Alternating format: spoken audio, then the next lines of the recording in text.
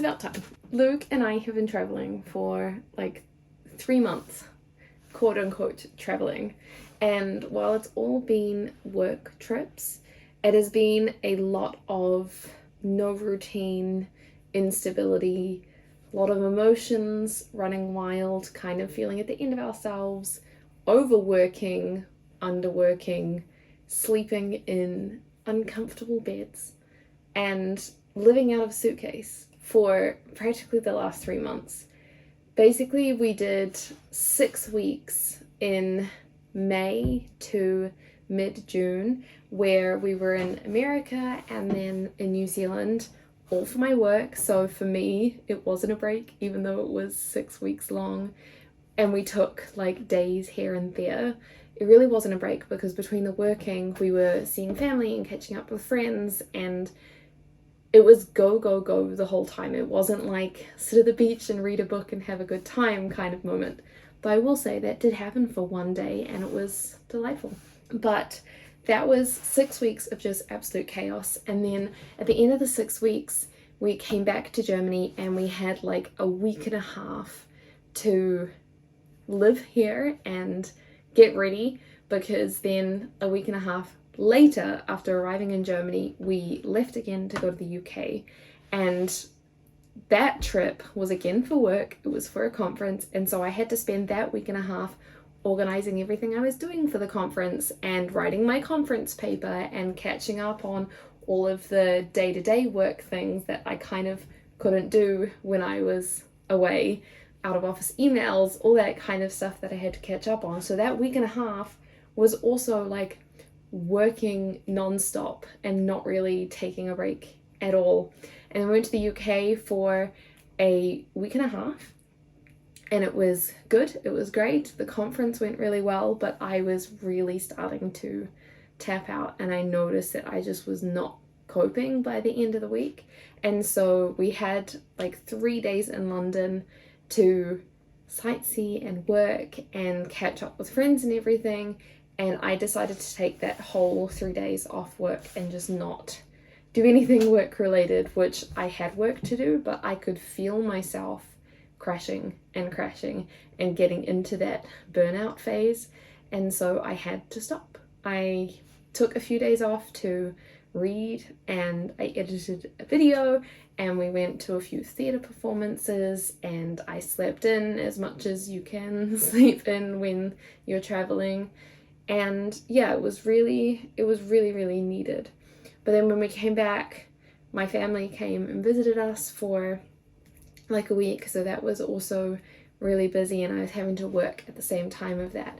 And so now we are here today, and I am really feeling at the end of myself.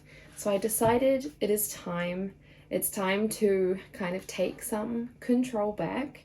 Luke was saying that it's no wonder that we feel so at the end of ourselves when we haven't had like a set routine for 3 months. It has just been insane survival mode whilst trying to work as much as possible and just basically deal.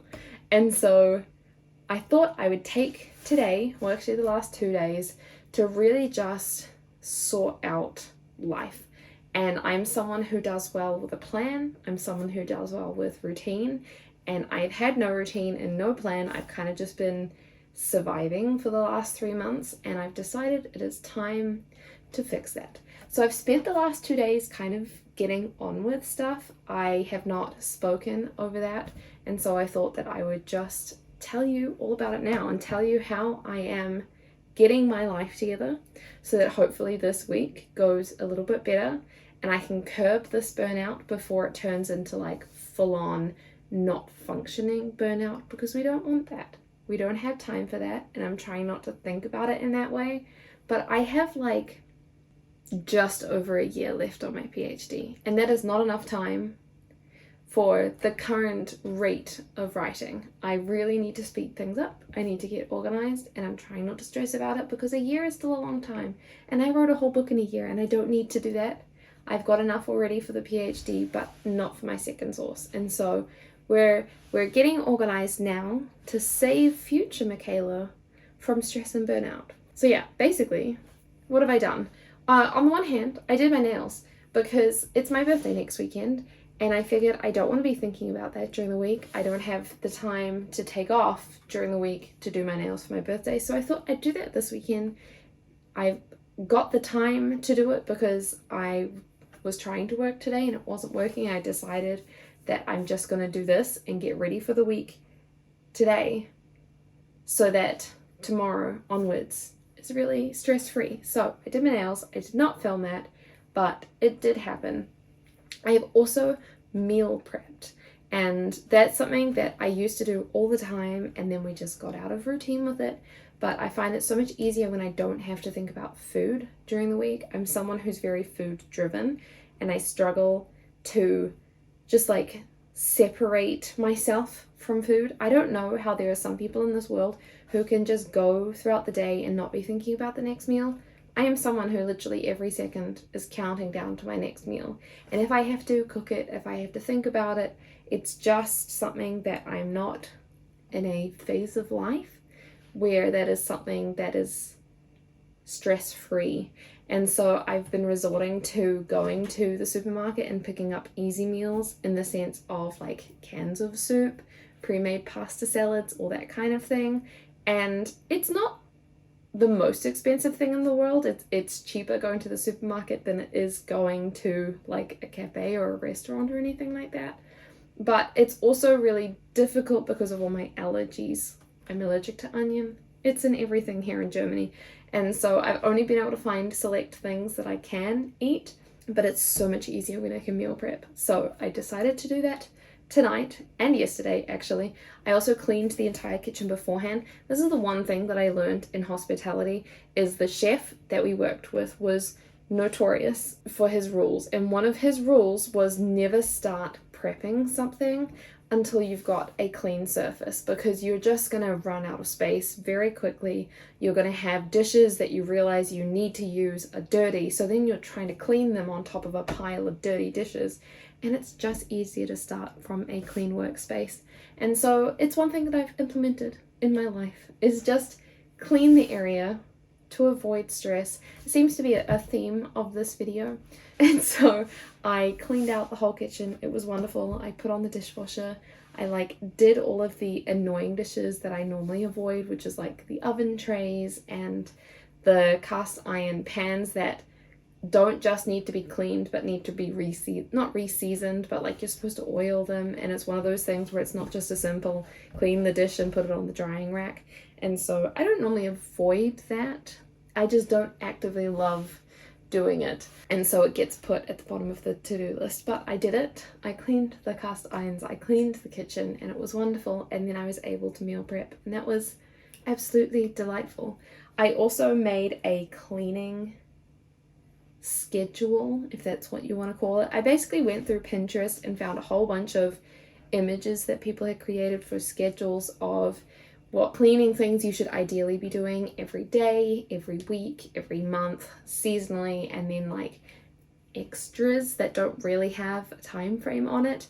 And obviously it's really hard to fit your schedule into somebody else's schedule. And so I basically looked through a bunch of them and found what worked for us and what fit our apartment living at the moment. And I made my own schedule. And of course I did it on Notion because everything gets done on Notion. But I basically set up things that I want to prioritize daily, things that need to happen weekly. The monthly list is kind of every weekend I want to tick off some things, but I'm not going to do it every weekend so that I can spread it out. And so my monthly list is actually longer than the weekly and the daily list, which is kind of nice because you'd expect more items to go there if it's not happening all the time.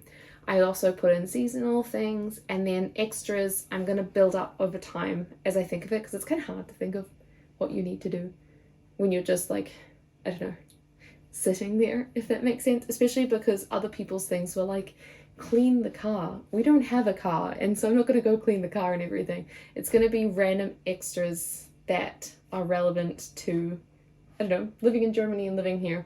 So that's one thing that is going to be building up over time, but everything else I mapped out, and it feels very Like, I think I'm someone who flounders when I don't have a plan, because I sit there and I panic because I don't know what to do, or I procrastinate because it feels like there's this gigantic list of things that I do need to do, but I don't know where to start. And so having it broken down where I can easily just like tick it off when I do it, or when I don't know what I need to do, I can just look there and be like, oh yeah, that's actually less than I thought. I can actually do that now and just get it over and done with.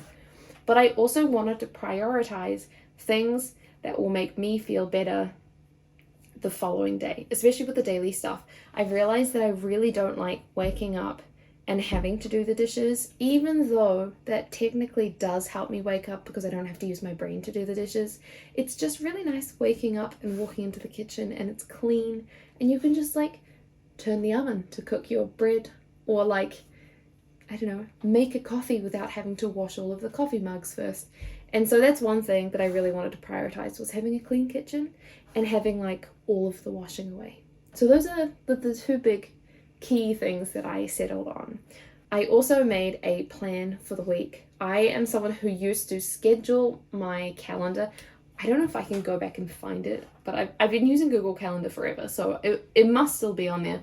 But I used to schedule in my days like half hourly to hourly depending on the task, and I would literally do it by task, in the sense of if I had an assignment for one class, I would put in how long I thought that assignment was going to take, and that's what I do. So like half an hour spent on this assignment, and then this amount of time to walk to this class, and then this amount of time to cycle or drive to the gym. And my whole day, the whole week was scheduled out. And I remember some people saying, that is so exhausting. Like, do you not see that and think, oh my gosh, this is a million things. How am I going to do this? Like, I've scheduled in rest breaks. I've scheduled in when I'm reading my book. I've scheduled in travel time. Is this not just overwhelming? And for me, it wasn't overwhelming, because I can just look at this thing and think, I don't have to think about this. I just follow the plan. And I'm not someone who's like easily follow the crowd. So it's not even like I'm doing that. It's like I want instructions to follow so that I don't have to panic and worry about running out of time, or feeling like I'm not going to get done what I wanted to get done throughout the day. I'm definitely one of those ruminators when I get into bed and I start to fall asleep, and then everything that I haven't achieved throughout the day comes into my brain. And so I find that that's one way to curb that, is to actually have a plan for the day. And it doesn't mean you have to stick to the plan, but at least it's something there so that you can't forget everything that you have to do. And so I've kind of done a hybrid of the old model and a nothing model, where I'm not doing it hourly, but I am doing the key blocks of things, in the sense of I am going to schedule in going to the gym. I'm going to schedule in my travel time to my doctor's appointment that I have this week. I'm going to schedule in the blocks of university, because then I know that I can get to the end of the week and think, oh yeah, I did work 40 hours this week. It's not like I just, I don't know, got sidetracked with stuff and ended up only working 10, which, you know, sometimes that happens, and I feel kind of ashamed to say that. But when you're not someone who's working a 9-to-5 job, sometimes if you don't time track or you don't plan things, things just get sidelined. And especially because it's my birthday next weekend, I don't want to get to the end of the week and then feel like, oh, I can't celebrate, or I have to cancel my plans because I didn't get enough work done. Or I don't want to continue with my plans and then be sitting there the whole time thinking that I didn't get all my work done and how stressful the next week is going to be. So I'm a planner, and I'm just rolling with it. I'm accepting it, and I'm planning out the week, and it was delightful, I have to say. It was really nice to see everything mapped out and just be able to go, you know what, that's when I'm doing this, I'm going to prioritize that, and then outside of that, I have free time. Or after my scheduling for the day, I can do whatever I want, whether that's reading my book, which is actually very exciting because I have pre-ordered a book that is coming out on Tuesday, and I'm hoping that I can pick it up on Tuesday, because that would be delightful. I've scheduled like nothing for the evening on Tuesday, so we can just eat dinner and then I can start my book. I haven't even started a new physical book. I'm waiting for this to come out so that I can actually read it when I pick it up. And honestly, I think that's everything that I've done. It's not much, but it's one of those things that I'm hoping I will go into this week and feel like I have a routine. I have a time that I need to be in bed, a time that I need to wake up, things that I need to do scheduled in, but also things that are already done, like the meal prepping and the grocery shopping, so that it's one less thing that I have to think about during the week. So it might be intense, but I feel like the way that things are currently going, having had no routine for 3 months, this is what I need to just reset, give myself a mental break where I don't have to think about anything but what is scheduled out, and just hopefully curb this burnout, because I do not want to burn out.